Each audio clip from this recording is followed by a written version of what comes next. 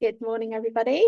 Hope everyone is well. Welcome to day one of the coaching summit. So whether you're here just for one, a few, or all of the sessions, we are absolutely delighted to welcome you and thank you for joining us today.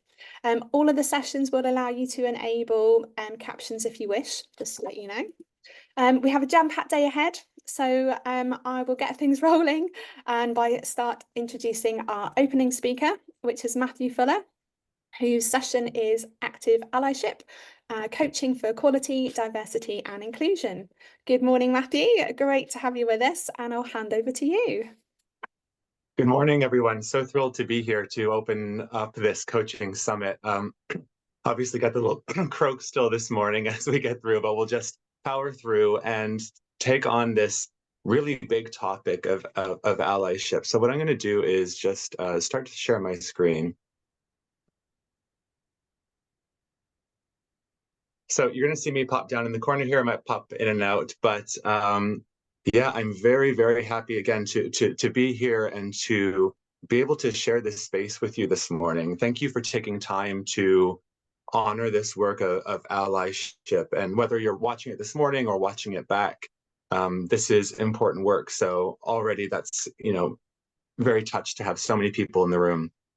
Feel free to take notes throughout today's session. This is a workshop that I've stripped back from 3.5 hours to really try to give you some essentials. So it's not going to be a perfect thing. It's not going to be a complete thing. This is about starting conversation. And I really asked myself when I started to do this is, can I manage this? Is it going to be meaningful enough?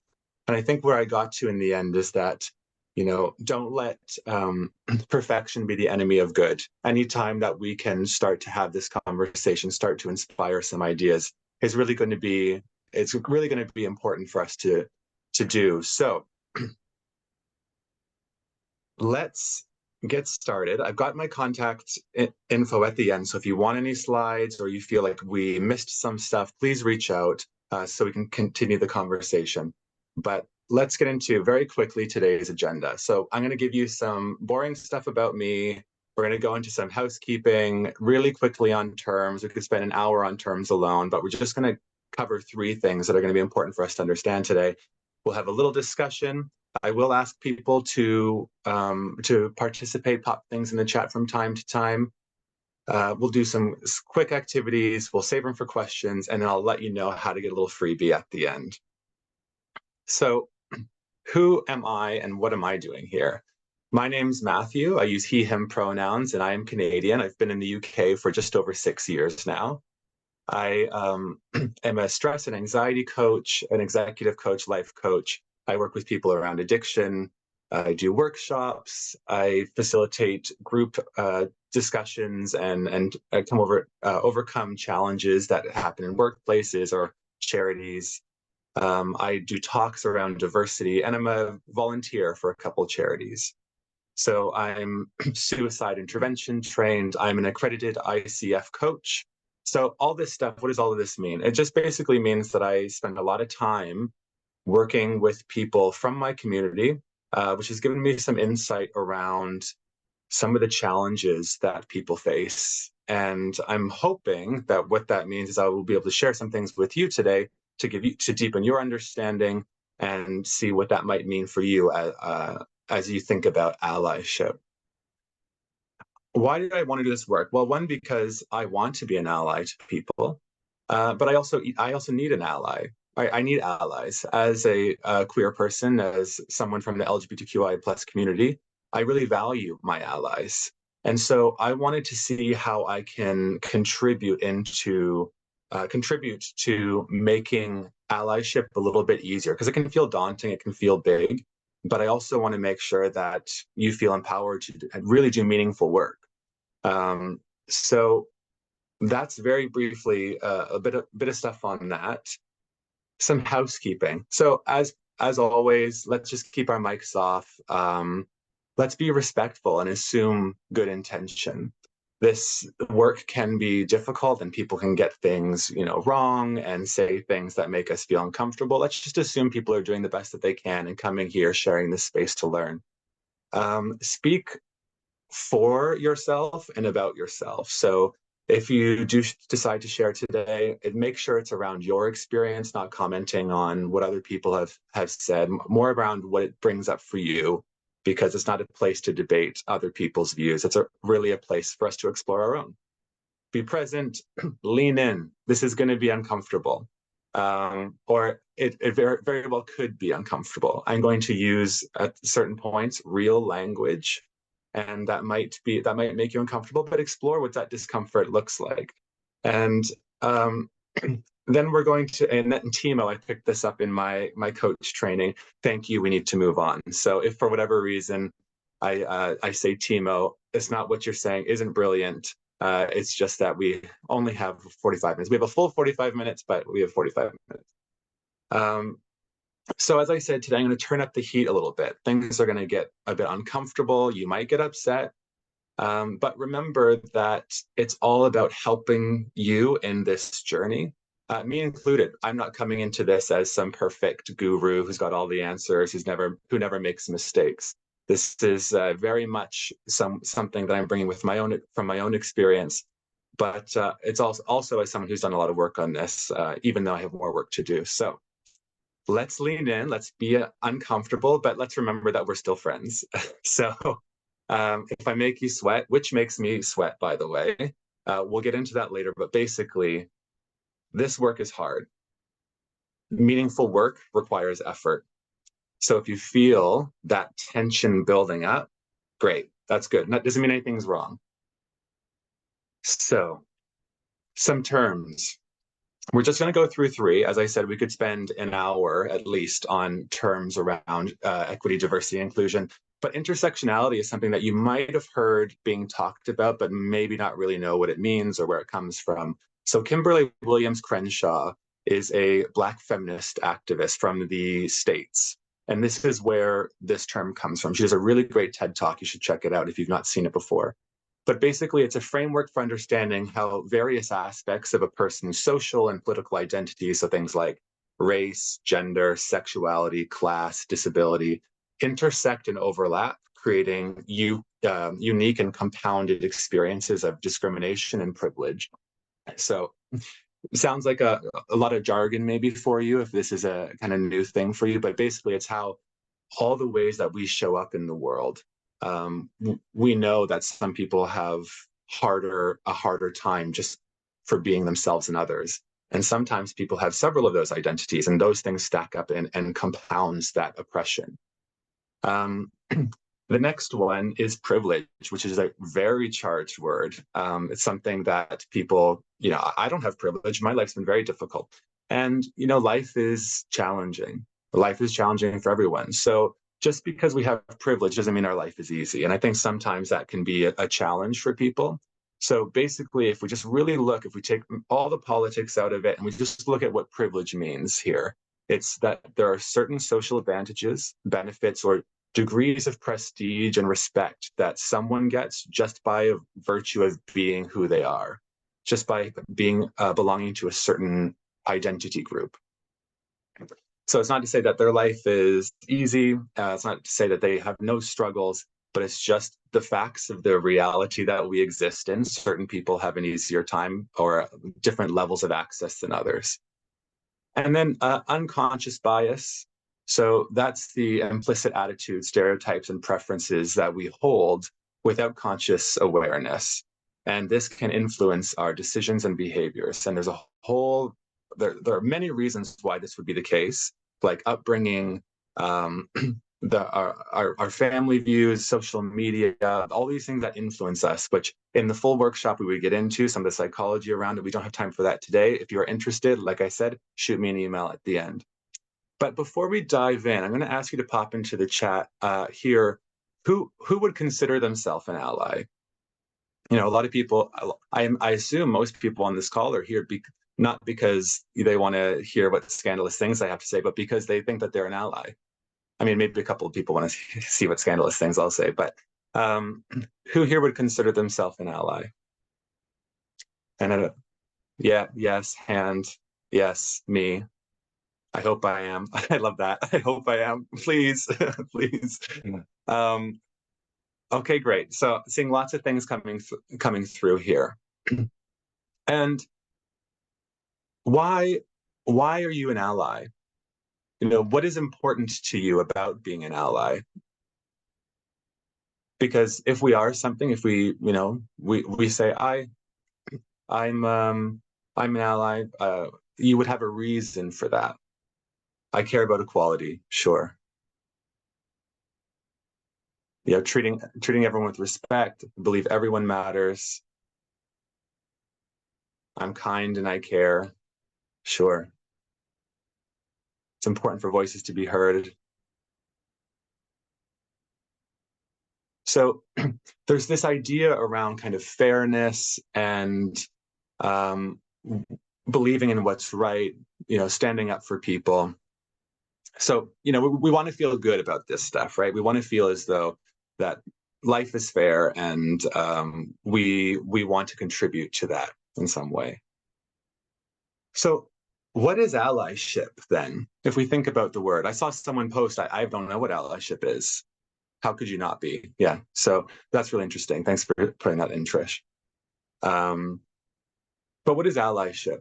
If you think about that word, if we know who here is an ally, and we know why, what is it? Because we've identified with it in some way. So what is allyship?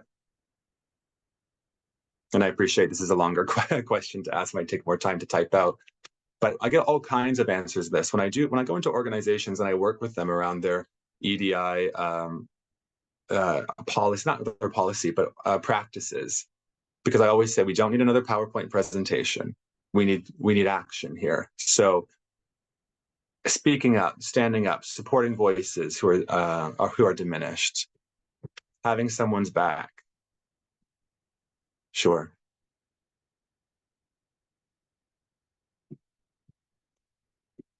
Curiosity to learn, building a relationship, actively doing what is needed to level the playing field, listening to understand.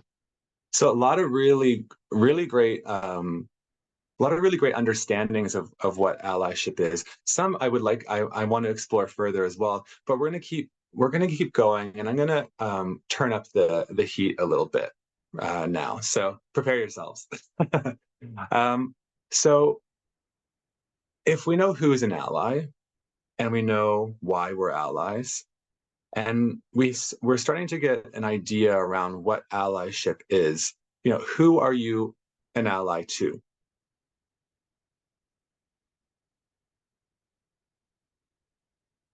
Who are you an ally to? Some people will say people. I'm an ally. I'm people of color. Okay. Yep. Thanks, Ally. Who else? The people who have just said that they're allies. Who are you allies to? People in the margins, trans, people I know, everyone, anyone who needs it. Okay. Global majority. So I'm noticing from the chat, there are some real big marginalized voices. There's some really specific people, so like the trans community, but then there are also some really family, friends, colleagues, sure, LGBTQ, etc. Okay, thanks, Brian. So there are some, on one end, there are some really specific groups that have been identified. And then on the other end, there's some really vague ones. So people, or people of color, or LGBTQI, etc.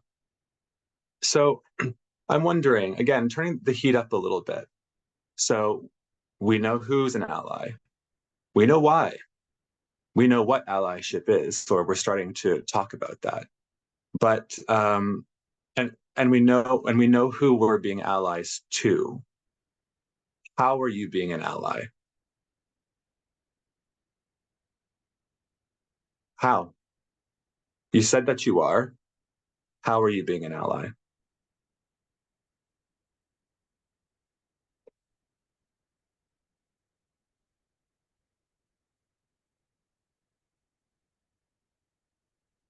You know, I see speaking up in social situations with family and friends, speak up, understanding different points of view. Not doing as much as I'd like to. Thank you for that honesty. Because that's something that we see a lot within this space. Is I'm an ally to this community because I believe everyone should have the right, should have equal rights.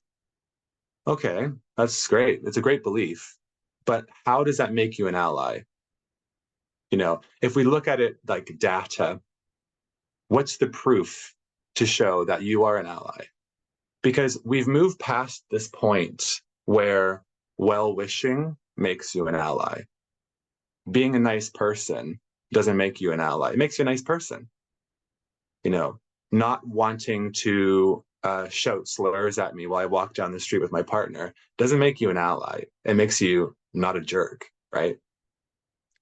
And so we need to stop congratulating ourselves for doing the bare minimum of putting a blackout picture on our Instagram or Facebook accounts and saying I'm an ally to people of color, or I put this emoji in my Instagram account, as if that has any real impact on people. Because this work that we do, we talk about moving mountains, right? So the work that I have to do as a gay man, it requires effort from me. I have challenges that people who are not gay don't have. And interestingly, I have different challenges as a gay man, a white gay man, than a Black lesbian. So when we say things like, I'm an ally to the LGBTQIA plus community, and we don't understand what some of the challenges that the different challenges that might mean. The question is, how are you an ally to so many different groups of people? You say you're you have, or you're an ally to people of color. So, but there are many different groups of people that fall under that category, that identification. And so how are you an ally to those people? What unique challenges do you support those people with? And so the work that a marginalized individual has, it requires effort. And I think about like moving mountains one pebble at a time. So the work that I have to do when things come up, and someone said, what challenges do you face? And it's like, well, when I'm called a faggot walking down the street and beat up and someone tries to rob me, that's a challenge. And I'm going to say here, we're going to pause, and I want you to notice what came up when I said that word. What came up for you there? And notice that, because some people feel, anger, sometimes anger at me of, I've gone into some organizations and they're like, well, this is not really a word for the workplace. And it's like, well, that's a real word. That is a real experience for someone. That when we talk about allyship, if I have to censor myself so that you can hear my story, again, an interesting question around what allyship is looking like here in this scenario. And so as we come back to kind of what it is we're talking about today, and this word allyship and this moving mountains one pebble at a time, and I think about how we can support those communities, whether it's LGBTQI plus or not. It's how do we help people move those rocks or those stones for the change that needs to happen, for them to feel more supported, for them to have more access and more equal access. If you are sitting from the sidelines watching me do that work, it's a bit different than if you're there. Even if you're moving one pebble with me, you don't have to carry the same weight that I carry. But it's if you're just sitting over there drinking a lemonade while I'm sweating, moving this stuff. When I take my break, and I come over and try to have my glass of lemonade, like I've been doing at Pride this month, having my break, my celebration of time. And you show up and like, wow, what great work, what important work. It's like, yeah, and I'm doing a lot of it. What are you up to? And it's not about making anyone feel bad. I know that it's hard in the time that we have today to explore some of these things without it sounding like, I'm saying you're bad, you're not doing enough. But it's about getting really honest about, if I say I'm in your corner, that when I turn around looking for you, you're there. It's like any relationship. So if I'm building a relationship with you, I expect that you put in the work to have that really meaningful interaction. Because who gets to decide who's an ally? Do you just because I have nothing against gay people, so I'll put ally in my LinkedIn account. Do you get to decide that, or do you demonstrate that? And people from the community will say, yeah, that's an ally. Look at all that work. And why do we fix so tightly to being an ally? Why does that matter so much? What is it about that term that we say that's really important, that people know I'm an ally? Wearing a rainbow lanyard, how impactful is that for as far as moving things forward? Because as I said, the work is sweaty. The work that I do for myself and my community is sweaty. So why would supporting that community feel completely comfortable all the time? So I took this definition from Cherie Atchison from a Forbes article, which that allyship is a lifelong process of building relationships based on trust, consistency, and accountability with marginalized people or marginalized individual and or groups of people. So a lifelong process of building, and I would say maintaining as well, relationships based on trust, consistency, and accountability. So, it's this idea, and this is for me as well, as I said, this is a constant work. And we only have so much energy, right? We only have so much time in a day. We only have so many resources. We have to take care of our mental health. So we can't do everything. We can't be giving all of ourselves to everyone all the time. We know that one, it's not possible. Two, it'll make us sick. But it's around just being honest about what's the impact that I'm really having if I'm saying that I'm an ally. And it's that trust and consistency. It's not a one and done thing, right? So it's, it's not, oh, I went to a lunchtime workshop on menopause in the workplace, so now, I really know what's up for women, It's a continuous journey. And it's something that in any relationship, we have problems where we were wrong and we get things wrong. It's uncomfortable. But if we choose to disengage because of that discomfort, rather than leaning into the learning there, what we end up doing is prioritizing our comfort over this allyship that we say we are contributing to. So notice again, what's coming up here? Are you thinking, who is this guy at the front of the room saying that I'm not doing enough? Because that's not what I'm saying. So if that's coming up for you, notice that. Notice your reactivity. If you're saying equally, look at Matt, he really knows what he's talking about. I've got this girl at work, she's just like, notice what's going on in yourself. Notice that deflection of, instead of looking at how you're showing up, you want to go to someone else and say how someone else isn't doing enough.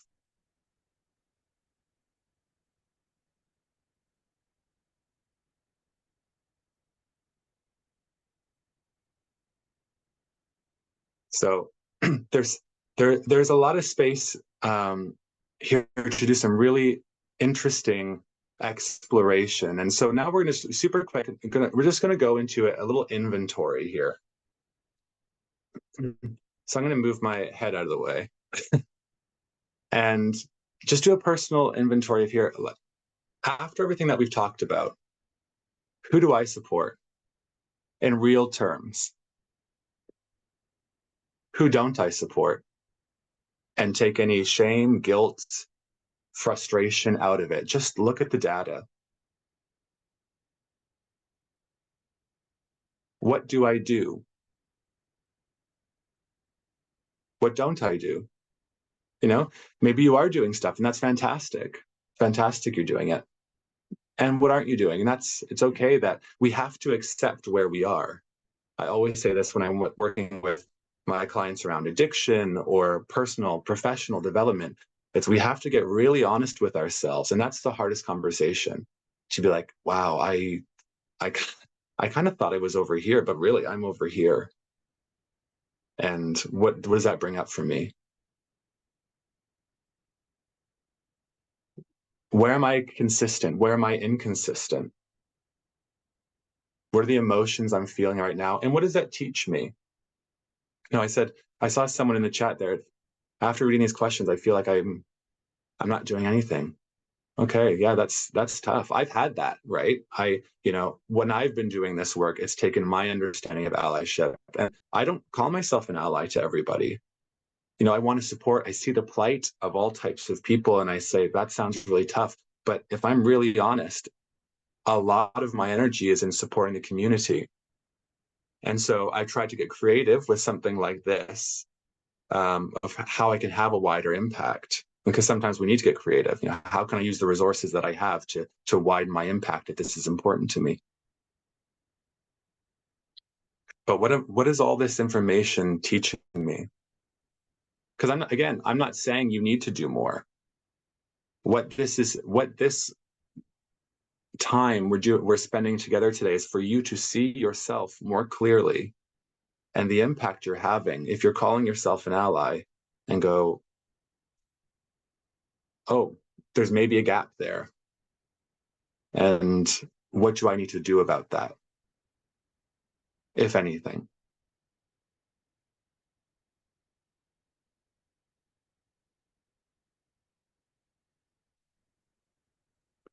So now what? Now what? We're feeling bad about ourselves. Matt's calling us really awful, and we hate him now. Um, or I think he's great. I've noticed that there's a gap that I really want to work on. I'm not going to leave you high and dry. Yeah, I see that. I feel deflated for sure, and that's okay. It's okay you feel deflated, because this is the tough work. This is the seeing ourselves. If you're here as a coach, that's the work that we do with our clients. I remember being so frustrated. I was on this diversity call once, and a coach was there and said, I don't take on clients from marginalized communities because I'm afraid I'll get it wrong, and I'll feel bad. And I was like, oh my, what? This work is about challenging ourselves, and we need to get really honest around our input and output, for better or for worse. And we get to look at our lives and say, you know what, this month or this 6 months, I've got tons on with the kids and I've got this, but what do I want to make sure that I'm doing? So I'm getting ahead of myself here. We're going to go into this second activity to give you a plan. We're looking at ourselves a little bit more clearly here, and we're being honest with ourselves, and it might feel confronting or deflating, as someone said. And it's we're going to use that. We're not going to punish ourselves for that. We're not going to use it as a reason to disengage. We're going to use it to motivate, to decide where we go next. So if you have a pen and paper, or you have a phone with you, we're gonna have a plan for you to take some of that change. To make some of that change. People talked about, I feel like I'm not doing anything. So we're going to work through how we can start to do something. Yeah, I hear that, Rachel. I hear this, like the fear of getting something wrong. And we're going to get to that in a second. So start with the date. Today's date is the 3rd of July, 2024. And this is, for the coaches, this is basically SMART, right? This is you identifying the work that needs to happen. We're breaking it down, and we're going to make sure that we have something with commitments so that we can back up the work that we say that we're doing.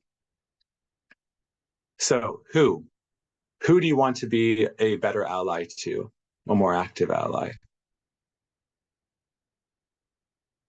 It can be an individual, Paul or Jessica or Zan, or it can be a group of people. So the LGBTQI plus community. And I'll challenge you there, if you're saying that, who within that? Really break it down. Because I have people when I talk to them at the beginning of these sessions, they say, yeah, I'm an ally to the LGBTQI plus community. And I say, okay, can you tell me what those letters stand for? And sometimes people can't do it. And so it's that gap there of, how could you be an ally to someone that you don't even know exists? You don't know what their challenges are. Again, not making anyone feel bad, or the goal is not to make anyone feel bad, but it's to get them to see themselves in the situation more honestly.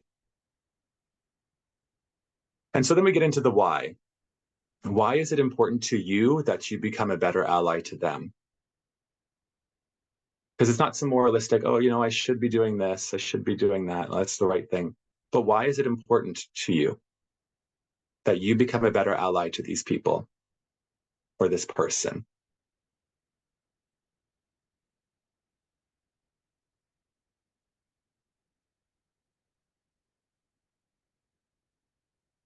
And I have this worksheet on the left-hand side that you are all very welcome to have a copy of, and I'll get it to you at the end. But I wanted to make it so clear that we don't need anything fancy. We don't need a fancy worksheet. We can do this just on a Post-it note. We can do it on our phones. We don't need to create excuses of why we can't engage. Let's make it really, really simple. So we've got the date. We know who we want to support. We know why it's important to us that we support this individual. So then we'll get into, what are you going to do and when are you going to do it? And we can think about these things in maybe levels of difficulty. So some things that are easy, some things that are medium, and some things that feel a bit hard. And be realistic, and it's not black and white thinking. Even I'm not a screamer at the front of a protest. That's not my skill set. It's not my inclination. I have different capacities and I have different interests in the ways that I relate to the world. So make it specific for you. Is there a knowledge gap that you need to fill?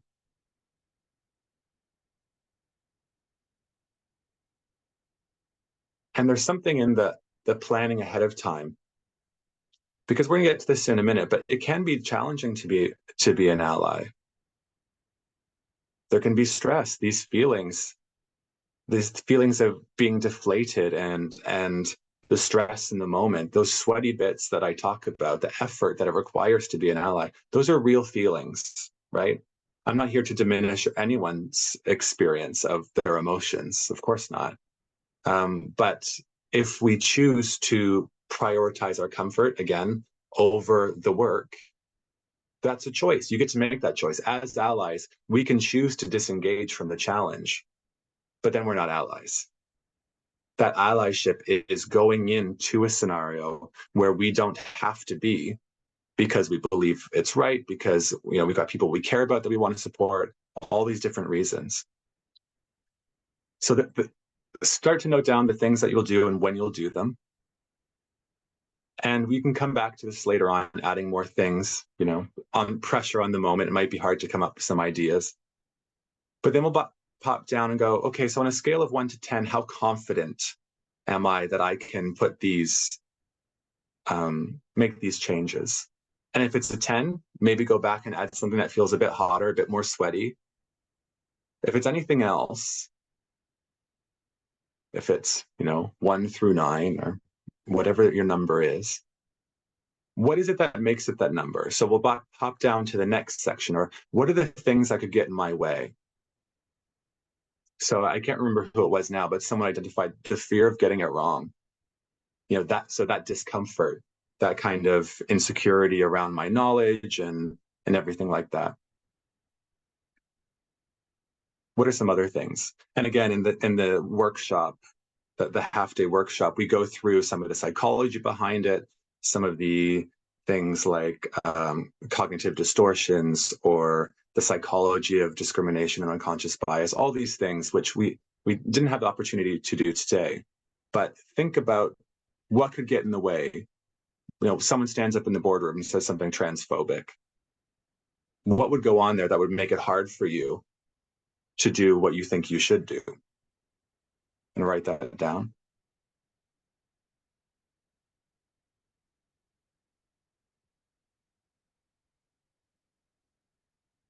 I have a consistent fear, someone says in the chat, of using wrong pronouns for people that they have chosen. So, okay, so fear.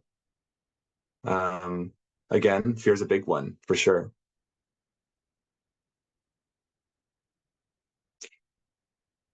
And then based on those things, again, this is something that is a working document or can be a working document. So come back if you think about things on the ride home or after the session, on your lunch, that could get in the way or have gotten in the way in the past. And let's pop down now to what are the skills, tools, and techniques required to overcome those challenges?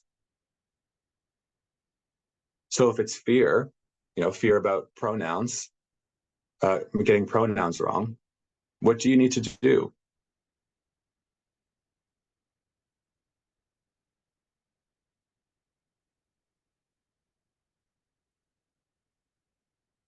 Is there a knowledge gap? Do you need to show up in a different way when it comes to how you present yourself? Do you not know? Do you have absolutely no idea? And if you have no idea, what do you need to do about not knowing?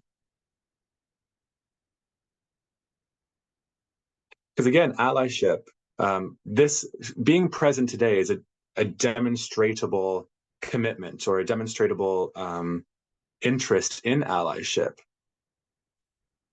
But with that definition that we came up with, or that we explored together, that consistent, lifelong commitment, how does that resonate with you? What does that mean for you? Because then we drop down one more time, and finally, when are you going to review this? So when you've taken some time to go back, complete the document, and put everything in place, when are you going to review to see how you've gotten on? And if you have someone from a family or someone from work, they talk about this and say there was this kooky gay guy who was telling me I was not doing enough, and so gave me some worksheets. And they want to buy in. They're saying, yeah, absolutely, I could be doing more as well. Have an accountability person where you can come together and share and say, I wasn't sure about someone's pronouns and I just kind of avoided the scenario and ran away. Or someone said something really racist at lunch at work the other day and I just shut down. And be honest, without judgment, but get curious around what happened there and what you would need to do different. Because it's hard in those moments when emotions are high, things feel like a threat. Those sweaty moments, it's hard to get creative. It's hard to get ideas around how we should do the actions that we should take. So putting things in place beforehand can be really useful.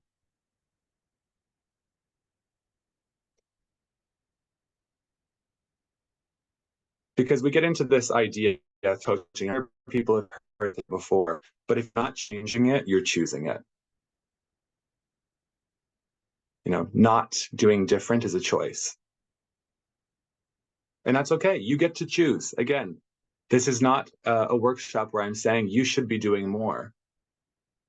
But if you've recognized a gap, you said, I am an ally to these people, but actually, I go to a pride parade or I go to a lunch and learn around the challenges of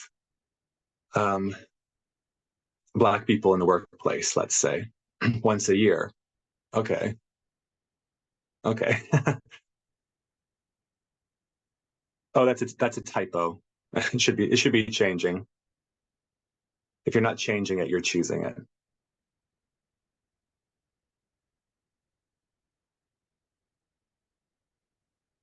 Thanks, Shelley. So there is the QR code for your where you can message me to get the document, the worksheet on the left. If you want something a bit more formal, a little bit more aesthetically pleasing, you can scan that. Shelley's going to pop a link in the chat. Thanks, Shelley, where you can click on it, fill it out. Part of my commitment to this allyship is that I do monthly free implementation sessions where I work with very small groups of people on this worksheet to explore some of the things that they struggled with and how they want to take this work further. So sign up to the waiting list if you want, and when a space becomes free, I will let you know. We have a couple minutes now for Q&A, which I'm always very nervous about. This is, again, me going into my sweaty bits here, opening up the floor, but pop your questions into the chat, and Shelley's going to help me out with that for the last couple minutes.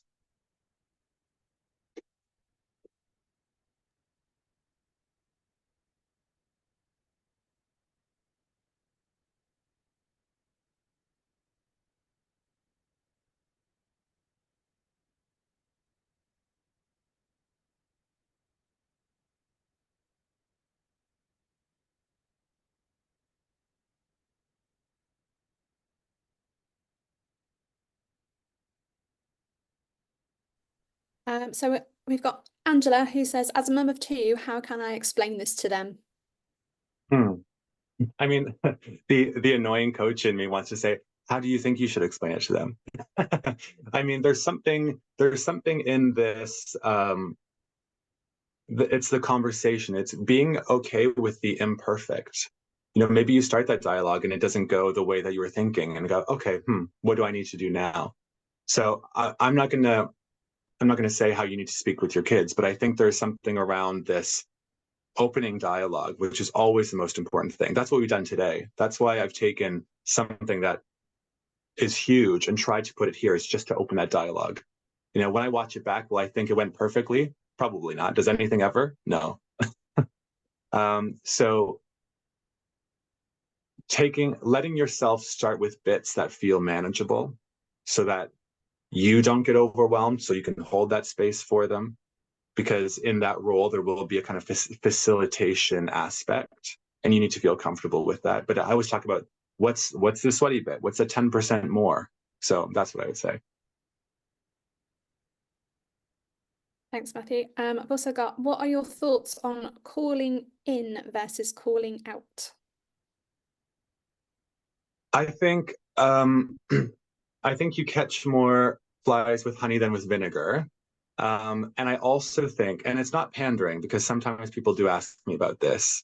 I think we really need to be careful. And sometimes we're not great about this. We really want to jump on people who get things wrong. And I think there's something in knowing that we're not perfect, you know, because perfection doesn't exist.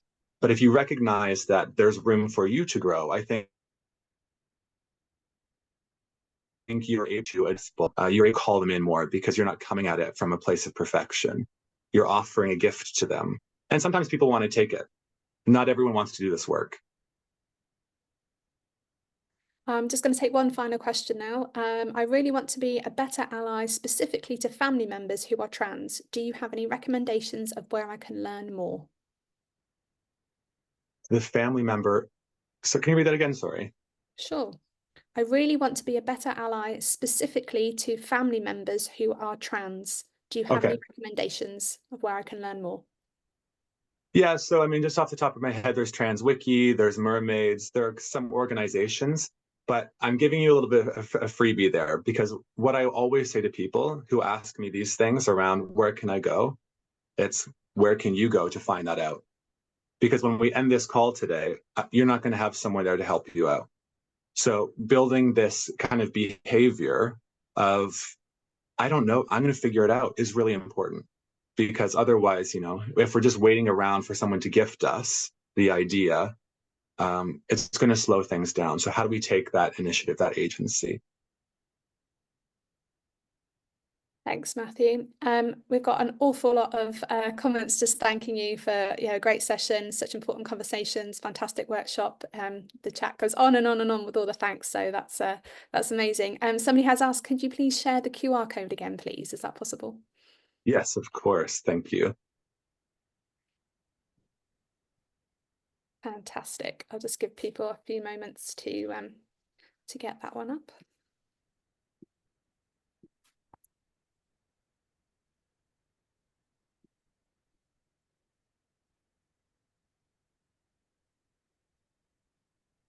Brilliant. Thank you so much, Matthew. If you can let me have my screen share back, that would be amazing. Sure. I saw someone say that they were very sweaty, and I love that. Thank you so much. That's the goal. I mean, as a coach, we're not, I don't lead people often, right? But in this particular space that, when we're talking about things that are so divisive and politically important, we have a responsibility. And I think that as a coach, we can encourage people to go to that difficult bit. So thank you for showing up and going to the sweaty bits and feeling comfortable, noticing judgments, all of that stuff. That's really important to the work that we're doing. Thank you so much, Matthew. I think everyone here today will probably realise that it's opened up their minds to what we can all do going forward. So thank you so much for your decision to join us today. It's been invaluable. Thank you so much. I'm just going to share quickly now with you. We just have some information with regards to our Q&As for tomorrow. A lot of you hopefully be feeling inspired and wondering where to take your coaching journey next. And to support you in that, we are hosting 2 Q&A sessions this Friday, the 5th of July, 9:30 a.m. We have Zoe, who will be having a Q&A session about training to become a coach. And then on 12:30 on the same day, Friday, the 5th of July, we also have Jo with her Q&A about our CPD courses, emotion coaching practitioner training, and our foundations of group and team coaching. Thank you so much, everyone, for joining us. It's been amazing. So lovely to see so many people here. I think we hit 126 at one point, which is amazing. So yeah, thank you so much, everyone. And hopefully we'll see you on some other sessions soon. Bye. Bye. Thank you.